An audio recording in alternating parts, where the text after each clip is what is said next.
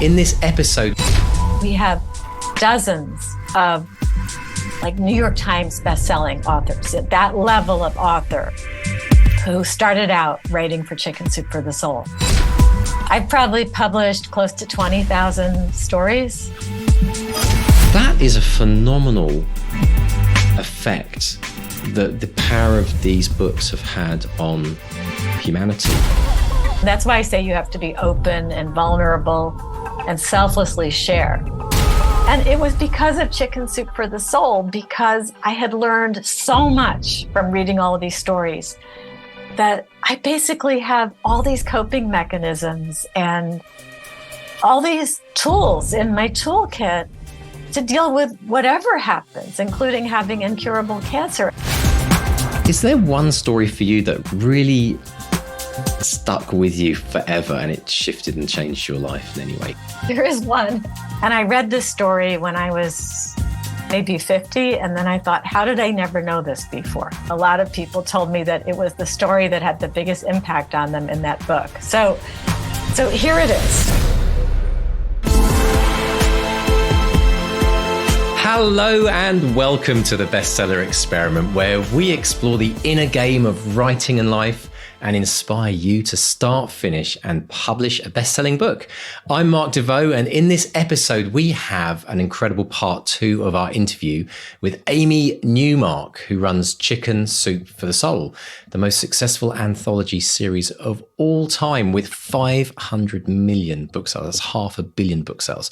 And if you heard last week's interview, you will be excited for this one as well, as we continue delving even deeper in this particular discussion.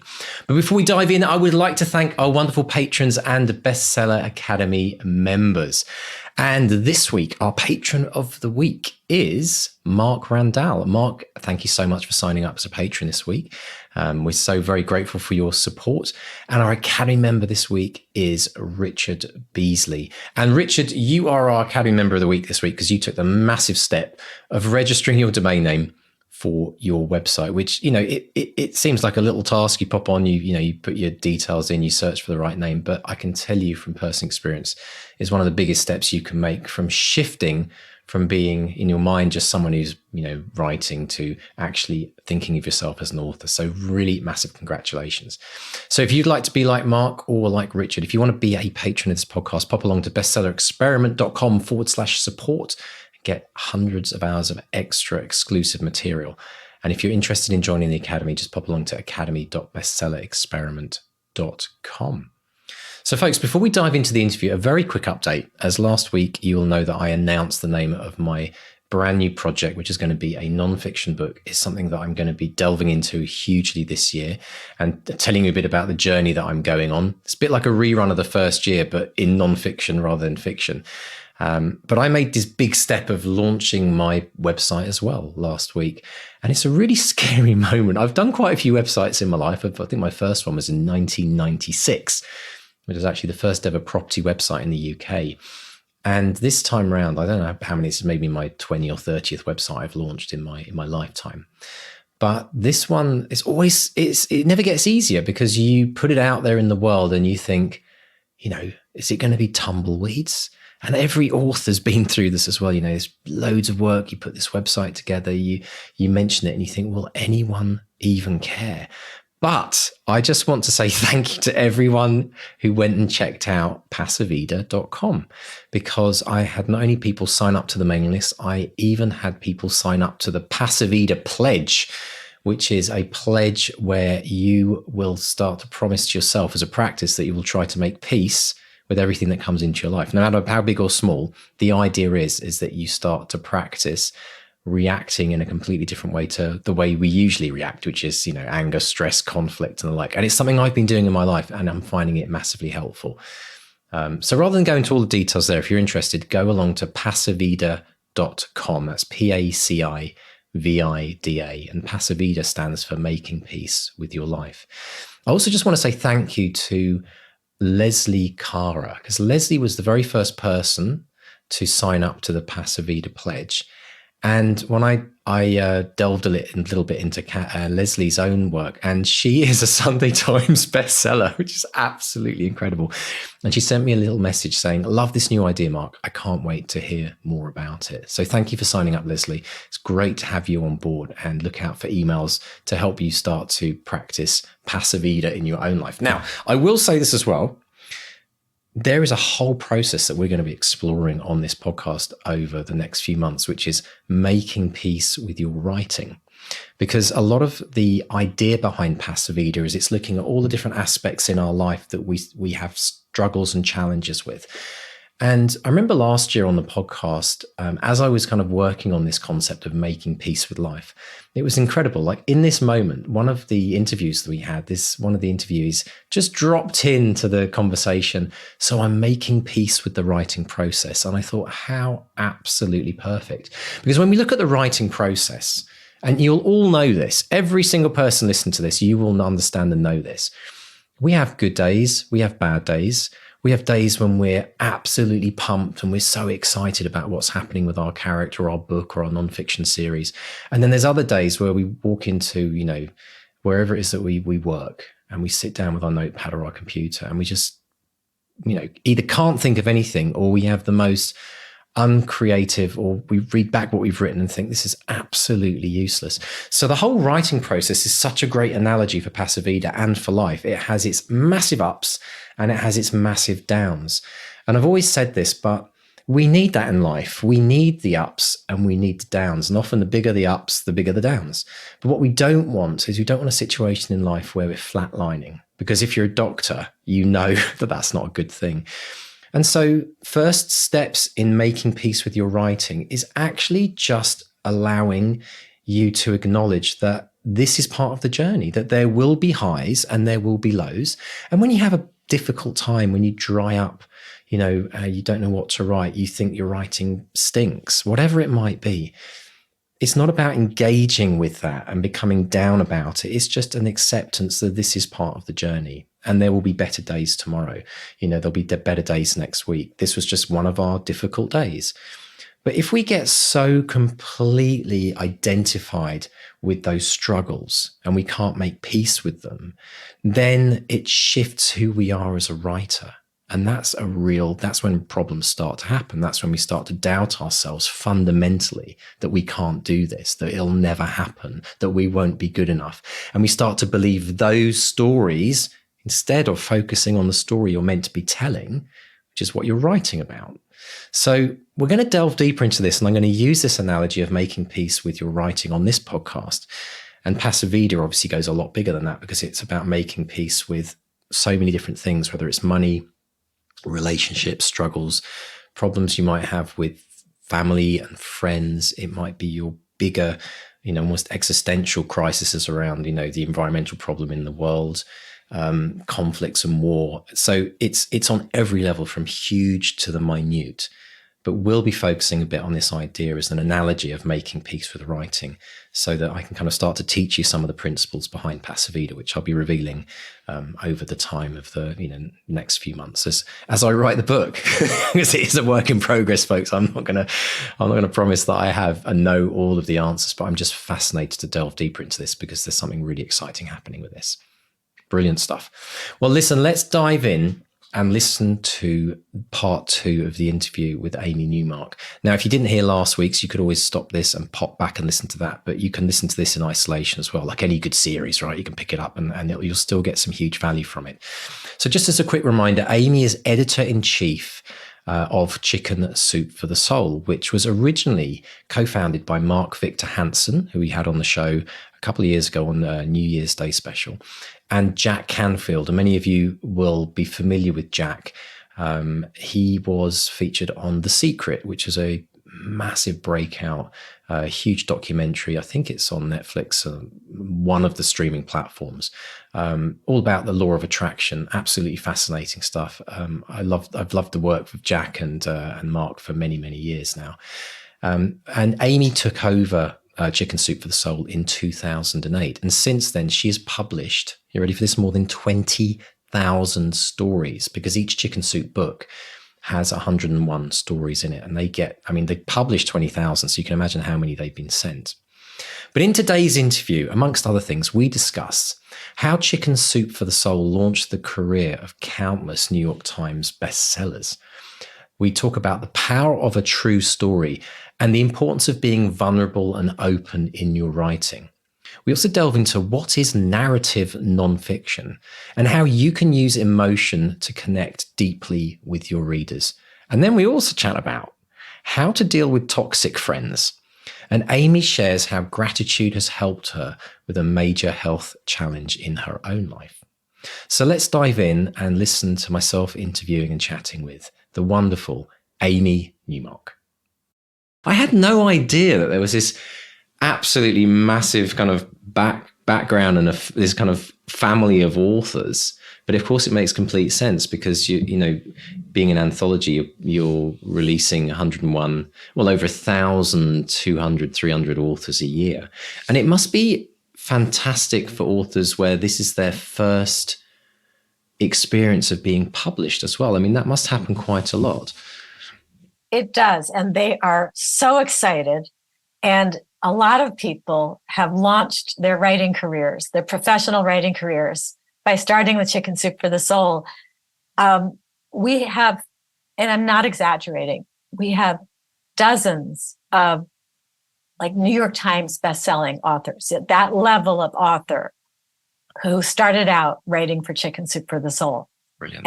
And it's something that's very important on a writer's resume if they show that they're in a Chicken Soup for the Soul book, because agents know that you're competing against thousands of submissions to be one of those 101 that makes it into one of our books.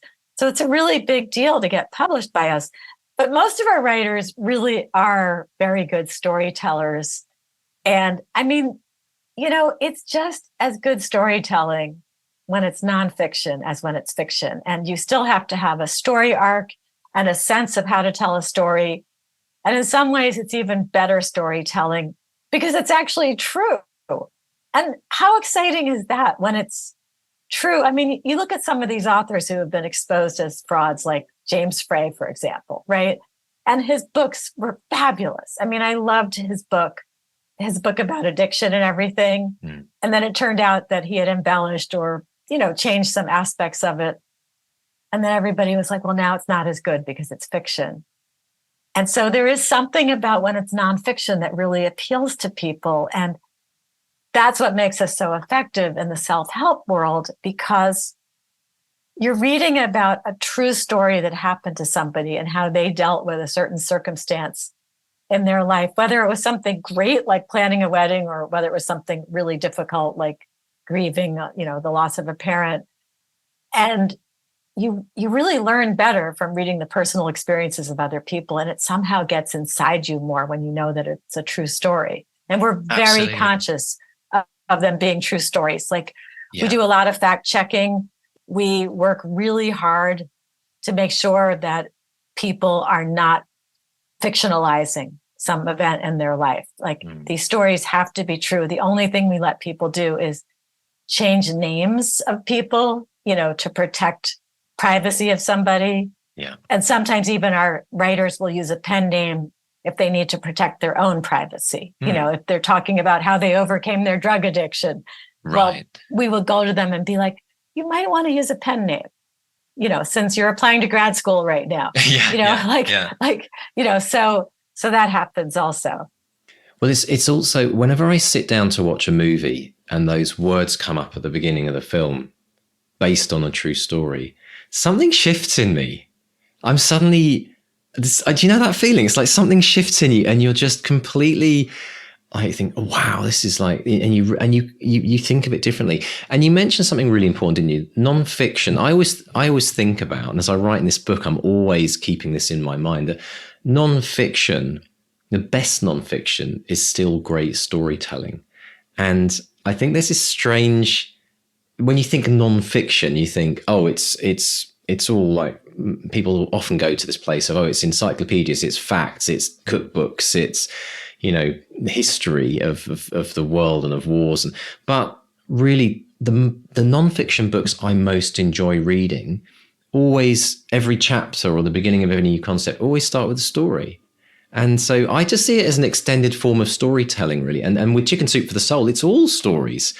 It is all stories. And that's why I try to always say that it's narrative nonfiction, because I hope that repositions it, that it's not some kind of to-do list or write 10 things in your journal and, here's your to-do list, or write a letter to the childhood vet or whatever. We don't, there's no homework. There's just reading stories about what happened to people. And by the way, we don't just do self-help books. So each year, I would say maybe a third to a half of our books are self-help motivational books. And the rest are just kind of entertaining. Like we have really popular books about dog stories and cat stories.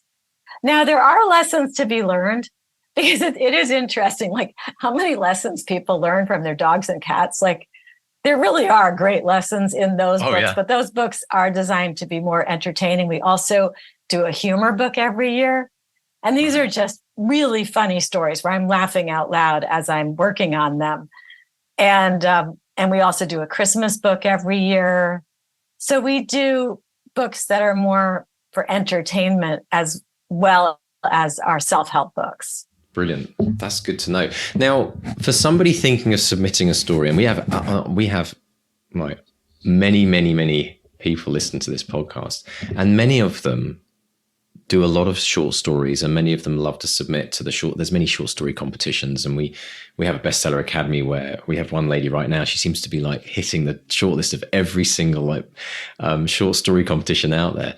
So it'd be really great to kind of understand for you, obviously you've done so many of these. It's like you're probably the expert, the world expert on like what makes a great short story. But what makes the difference between a 9.7 and a 10 in your book? So what I look for, first of all, it has to be true. It has to be something that makes me feel something. I have to either feel a little teary-eyed, or I have to laugh a little, or I have to be like, oh, that's such a good idea. I'm going to try that. Or, oh, I should tell my sister about that, or whatever. But I have to feel like the writer is being very open and vulnerable, because if you're sharing a personal story about a milestone moment in your life, you need to actually share the whole thing. And so what I tell people is pretend you're sitting down and having coffee with a friend, and you're leaning in and you're saying, all right, here's what happened to me. Maybe this will help you with your same situation. But it's really selfless sharing. And that's what really works for good narrative nonfiction in the self-help genre, for us at least. It's opening your heart and being vulnerable and really talking about how you felt and sharing openly and passing on your best advice. And I know people really have to learn through their own experience, but I've been finding that I'm learning through other people's experiences also. And I have been dramatically changed by working on all these Chicken Soup for the Soul stories. All of my staff has been like, my whole team feels that we're much better people as a result of reading all of these stories. So we didn't have to live through all these things ourselves to be very much improved by reading them. Oh, completely. I've always felt with any of this type of genre, if we call it, of nonfiction, the more of it you can read on a weekly and daily basis, the more it changes your life without you even realizing it. And the fact that you have to sit down and write, listen, maybe read through 1,000 stories in a short period. It's what an amazing job, because in many ways you think about some other people's jobs in other parts of the world where they're given, I don't know, like legal documents of the equivalent size that they have to read through for some murder case or something really, really like difficult. And over here, you've got all of these stories that, on any level, everyone that you receive probably lifts you up in some way, and there's something to be taken from it.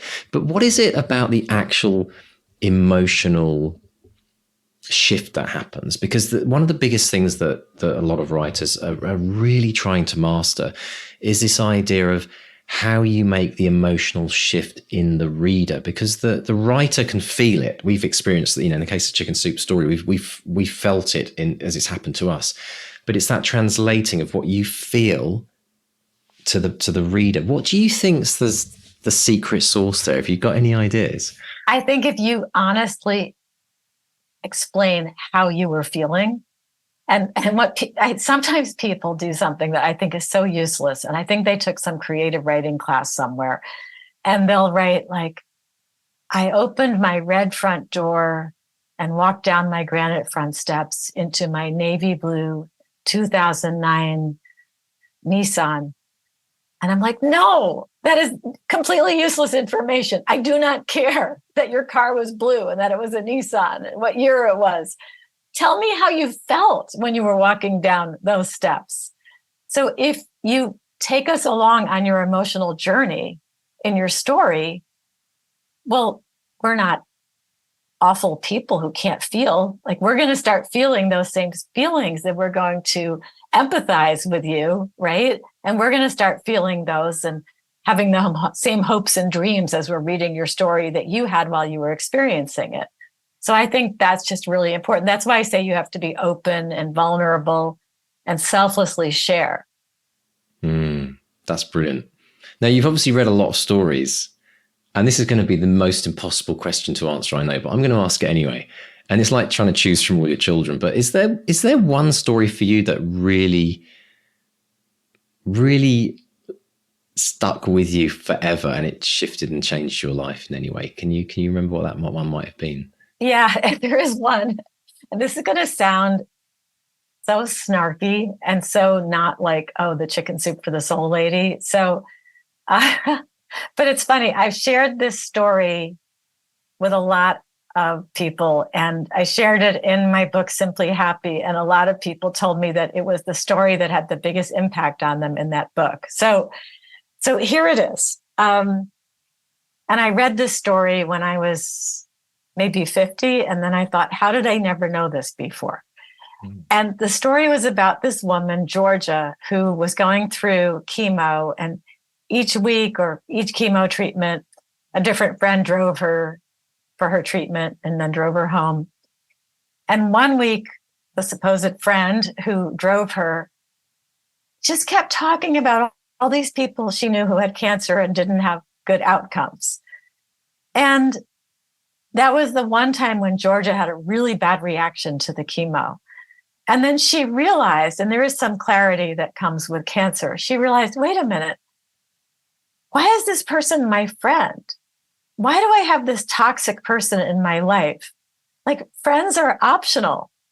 And my life is like a garden.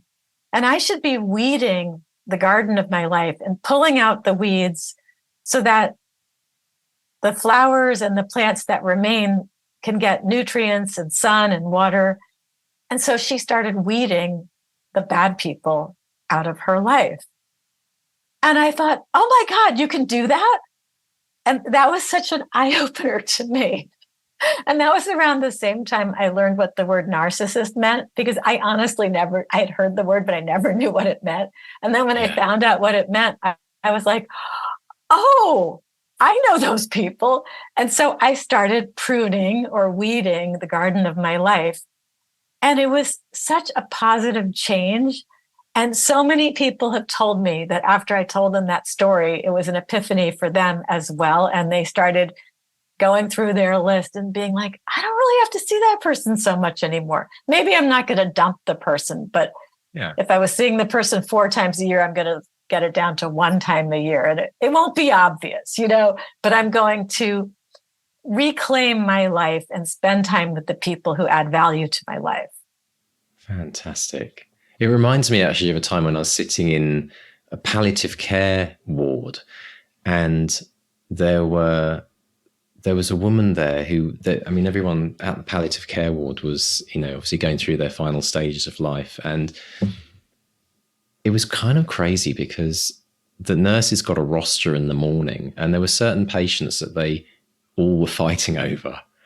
And there were other patients who they were like, no one wanted to have to deal with, which you think in like palliative care, or you think, but they're angels, they're caring. But they were like, oh no, I've got to. And the funny thing was, is there was this, I mean, disclaimer, my wife was in the palliative care ward at the time with cancer, which was why I was hanging around. I had this incredible experience of being in a completely different world for 3 months. And I remember sitting one day in the living room area, which was an area where people could gather, friends, family. Often when people were very seriously ill, there'd be a lot of people suddenly showing up, and it would be kind of almost like a waiting area. But I remember this, I was doing a puzzle in the living room, and this woman came up to meet 2 of her friends, and they sat down on the table opposite me, and they all just started whinging and going on about how awful everything in the world was. And they were talking about their friends and how this, and all 3 of them were just in this place of just toxic. And I just thought to myself, this is incredible. Even in the final days of someone's life, they're spending their energy on this, like, just awful output. And yet there are other people in the ward who were just going through this incredible transformative experience through death, and being around them was uplifting, which you wouldn't imagine in that circumstance. So I totally get that. And it's really interesting. It's a really interesting lesson for us all, isn't it? That it doesn't matter what stage of life we're in, you know, we can choose to show up and be around those people that lift us up, which is, and when you think about it over the whole of your lifetime as well, that's a completely different life, you know, a different friend group, a different way of seeing the world. It's absolutely fascinating. Now, was there ever a story for you? And this is another question I have to ask, Amy, so forgive me for this. But was there ever a story for you that you read and you thought, I would love to publish this. This is brilliant, but I just can't for whatever reason. Oh, I'm trying to think. I'm sure there must have been some inappropriate stuff over the years that wasn't publishable, was there? I don't know. I mean, maybe there was stuff that was just so dark that I couldn't publish it. Right. Nothing really stands out, though, but I'm sure that there were cases where I read a story and it was beautifully written, and it was just so dark and so depressing. I said, I can't publish this, because I try, not that we're trying to be sickly sweet, but I try to publish stories that have positive outcomes so that the reader derives some benefit from it.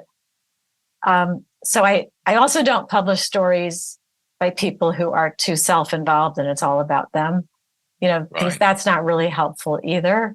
Yeah.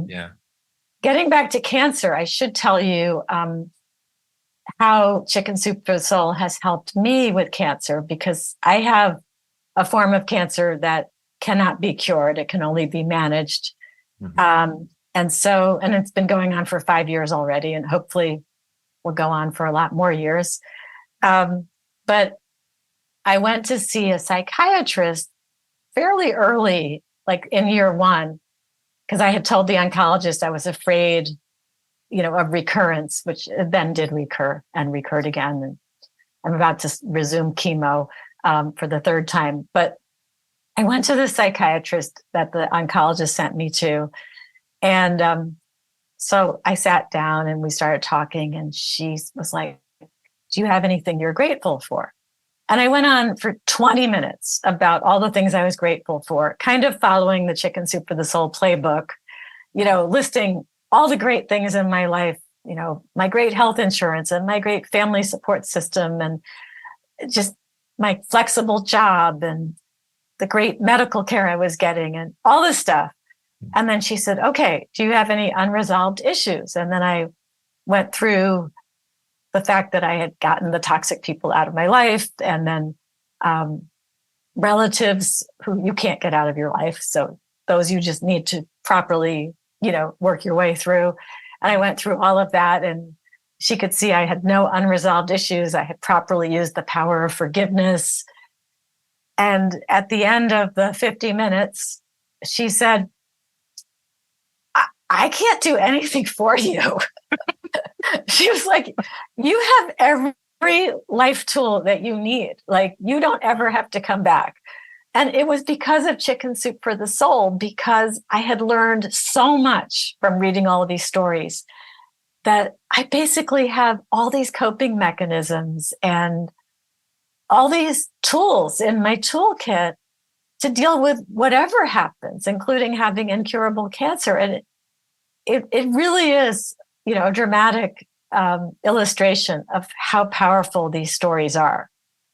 Yeah, I think that's incredible. And I totally get that. I totally get that, because through the journey with my wife, all of the years of having spent reading Chicken Soup for the Soul books and other kind of, nonfiction, personal development, self-growth books, the experience that we had as a family was completely different. It was actually, and I say this, obviously incredibly hard, but incredibly beautiful. And the lessons that we all have kind of learned through that journey, including my 3 kids as well. I mean, they were very young at the time, but so much of those, the ability, the resilience, despite the challenges, was this training. And I see it as training in many ways. It's like all of that work that we've done in reading and filling our lives with positive material. It plays out. It plays out in huge ways that we can never fully understand, even fully appreciate, but we know it. And as I look back behind you, I think that's like, are those all the Chicken Soups for Soul books behind you there? Those are all of the ones that I'm responsible for. Yeah. I was going to say, did you have to reinforce that wardrobe, that display cabinet? It's brilliant. I mean, that's impressive. That's absolutely amazing. But when I think about that collection that I see in front of me now, and I think about every single book that's been published, every single person that wrote the stories, every single person who's read the stories, every single person who read a story and then told it to a friend, every single person who retold that story to their friend, people that told stories in public environments where there were hundreds, even thousands of people. That is a phenomenal effect that the power of these books have had on humanity. I mean, really, when you think about the number of books that have sold, the impact is absolutely mind-blowing. And when you sit back, and I mean, I don't even think, someone who's living it and doing it every day, I don't think even you can probably fully imagine the positive impact that these books and these stories have had in people's lives. Well, I do get the fan mail, and, I am pretty aware of it. And we actually feel a great responsibility because, we bought this company. We inherited this legacy from Jack Canfield and Mark Victor Hansen. I have a couple of people from the original Chicken Soup for the Soul team. So they very much guided me through, my first year doing this, because they already knew how to do it. Yeah. And they're still like my right-hand people, in putting these books together. But we feel a great responsibility. And we know that every story that we publish has the potential to help tens of thousands of readers. And we know that the stories are also told in sermons. We know so many clergy use our stories on Saturdays and Sundays, at synagogue and in churches. They use our stories, and we know our stories are used all over the place. So we are very much aware of the impact that we have. And that's what helps make it possible to work this hard and still enjoy it. Brilliant. Absolutely wonderful. Well, I just personally want to thank you and everyone else listening to this who's, I know that we're going to have thousands of Chicken Soup for the Soul fans listening to this interview. I just want to personally thank you, Amy, for all the work that you've done over the years to keep this train going forward. And especially in today's world where we find that we're challenged with so many different things on so many levels, nationally, internationally. we need more Chicken Soup for the Souls. I think it's absolutely brilliant. And this is an incredible legacy that Jack and Mark have created, that you've continued in just such a beautiful way. And I just want to honor you in this moment and everything you and your husband and the team have done at Chicken Soup for the Soul, because having this kind of positive impact in the world is absolutely fantastic. And this is for you, I mean, I always talk about, what's a life well lived? And I look at what you and the team are doing, and you're all living amazing lives and contributing in such a positive way. So thank you so much. Well, it's our pleasure to do it. Thanks for letting me talk to your listeners today. Brilliant stuff. And so just to remind people, if they would like to submit a story to Chicken Soup for the Soul, they go to chickensoup.com. That's correct. And click on the submit story button. Click on books, and then you'll see submit your story in the pull down menu, and then we guide you through the process. Excellent. So here's what I'm going to do as a challenge to our listeners. We have a lot of listeners with amazing short stories. We have some obviously incredible writers that listen to this show. If hearing this has inspired you, go for it. And then when you get your story published in Chicken Soup for the Soul, drop us an email at bestsellerexperiment.com, and we will shout about it as well and celebrate, because that's one of the biggest things we love. We always celebrate the wins, big and small, and that would be a brilliant one. So who's going to be first? Who's going to be first out? In fact, we're probably going to get emails. I've already done it, Mark. I've got some, more than likely. So brilliant, Amy. Well, listen, have a fantastic rest of your week, and we're so grateful for you coming on the show today. And I'd love to check in with you, down the road and see how everything's going. Would you come back on the show? Sure. I'm happy to do that. Fantastic. Amy, thank you so much. Thanks so much, Mark. Bye. Bye-bye. What are your writing dreams? Finishing that book? Quitting the day job? Becoming a best-selling author? Since 2016, we've interviewed and studied the advice of over 500 best-selling authors who've collectively sold over 1 billion books. And in the Bestseller Academy, we've incorporated powerful and proven strategies for success, inspiring fiction and non-fiction authors just like you to reach new heights and write their best book ever. Ready to take your writing to the next level with accountability, craft, coaching, and the most inspiring and exclusive community of like-minded writers? Well, your bestseller dreams are just a click away. Join us today at bestsellerexperiment.com/academy. That's bestsellerexperiment.com/academy. Absolutely brilliant. Well, thank you so much to Amy for sharing and going really deep and, being vulnerable, very vulnerable in this, in herself as well, telling us about her own journey with cancer. And it really, really brings it home to me. When I hear stories like Amy's and think about the work that she's doing in the world, it makes me really think, let's just get on with this, folks. Let's stop making excuses, stop putting things off for another year or another month. Let's just start writing 200 words a day, whatever it is, just start to chip away at it, because time will not wait for us.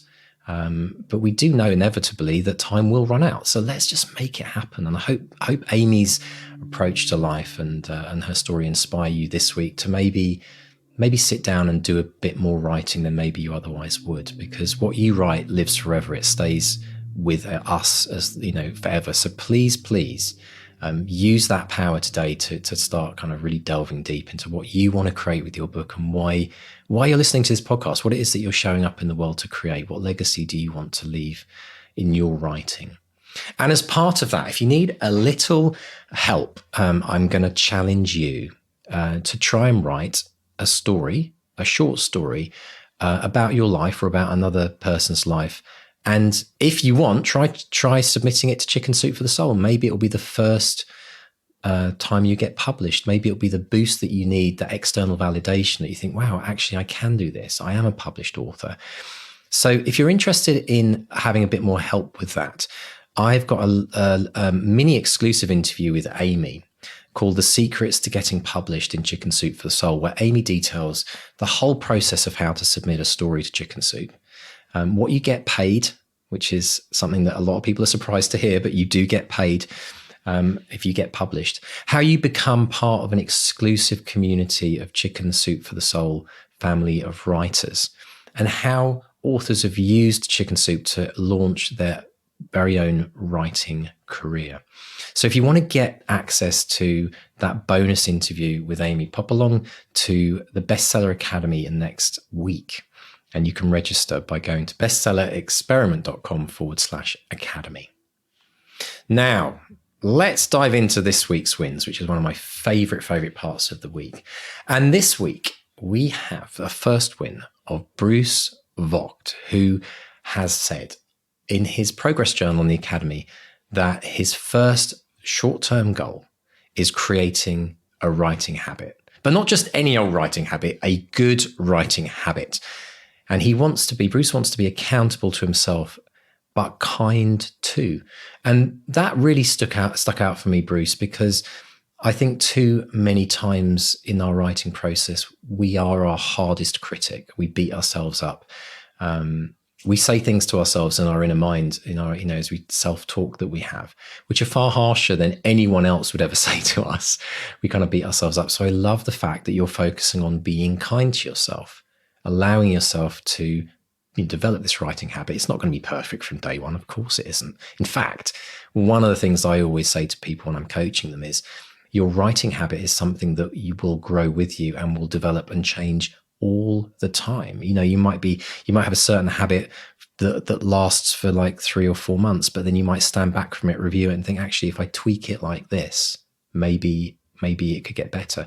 Yesterday, we were having this amazing conversation on the writer's surgery with Ian Sainsbury. And Ian was telling us about how he, through a bit of resistance, he decided that he was actually going to start to learn about dictating words using software instead of writing them or typing them. And I know a lot of people on the other side of the fence who are just typing and writing in a book, for example. The idea of dictation is something they may be thinking about doing. They may have tried and it's been an absolute disaster because it feels so unnatural. But interesting, Ian said that as he got past those first few attempts, which were really hard, and everyone knows that if you've ever tried it, it's just, it's like, I don't know, it's like putting on a new pair of shoes that don't fit. But now Ian is cranking out he said on an average session, about 4,000 to 6,000 words using dictation, which is absolutely mind blowing. And he said, I think his all-time record was 10,000 words in one day. You think about that, that's like about an eighth of an average book, a seventh of a book. So there's a great example of how, we have our writing habit, which might be sitting down at our computer or our laptop or opening our book with our pen and starting to write. And getting to a point with that where you're thinking, right, how can I maybe create more words? And then the writing habit shifts into learning about a new way of writing, a completely new way of writing, like years down the road from when you've started. So good luck with that, Bruce. I hope it goes well. And I just want to inspire everyone else out there that allow your writing habit to develop with you. And also, if you haven't reviewed it in a while, like stand back and actually write it down. What is your writing habit? What do you currently do? Is there a structure to it? Are there certain things that you do without thinking? And just look at that writing habit and ask yourself, is there anything in there I want to tweak? Try something different this week. Any way I can improve it slightly. And that's part of the whole process.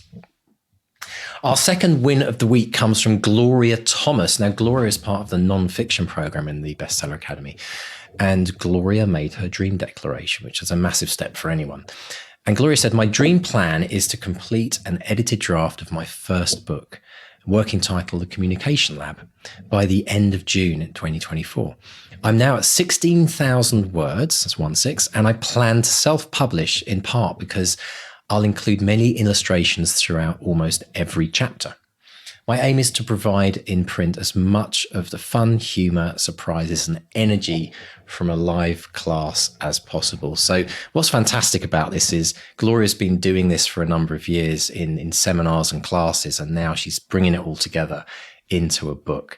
So a lot of content there, but it's that big question of how do I turn this massive amount of content that I've got, how do I bring it and distill it down into a nonfiction book, which is a process that you're probably, if you've ever looked in nonfiction, it's a very common situation. It's, it's almost too much information. That's what I'm struggling with right now. I don't know really where to start with structure and the like. I've just got these hundreds of pages of ideas and writing that I've done over the years. Gloria then says, beginning July 1st, while orchestrating self-published work on the Communication Lab, I want to shift my writing focus to a second book, also based on a class called Speak on Your Feet, which is fantastic. So she's already 7,000 words into that. So, double tracking, which is amazing. And Gloria's goal is to complete a clean first draft of this book and to hold a printed copy of the Communication Labs in her hand by the end of December 2024. So Gloria, we are cheering you all the way, all good green lights for you in those 2 books that you're going to be writing this year. I'm looking forward to kind of seeing how they go and obviously supporting you in the Academy. So folks, that's the end of today's episode. If you would like to watch a video of today's episode, you can do so on YouTube at Bestseller Experiment. You can also join us on socials, on Twitter, Instagram, Threads, and Pinterest. We're at Bestseller XP. And on Facebook, if you just type in Bestseller Experiment, we'll come up. And check out today's show's notes as well, and links at bestsellerexperiment.com, where you can sign up to our newsletter for weekly updates, new episodes, and exclusives. So you can also drop me a note by clicking on the contact form. And finally, if you'd like to get your book written, pop along to the 200-word challenge at 200wordchallenge.com and join thousands of others who are building their daily writing habits. Can you win our first challenge and write at least 200 words every day for the next 7 days? Or maybe even think about taking on the challenge coming up soon, which is writing every day in February. It's a shorter month, so you get a bit of free days there. So if you're not ready to start the challenge day, put it in your calendar to sign up before the end of January, because we're going to be starting these monthly challenges as well. So listen, everyone, thank you so much for joining me. Have a fantastic writing week. I really appreciate you coming along today and spending time with me. I hope that you're inspired. I hope you've taken away one thing, at least, that you can work and use in your writing this week. So until next time, folks, it's a goodbye from me, Mark Desvaux, aka Bookmark. Goodbye.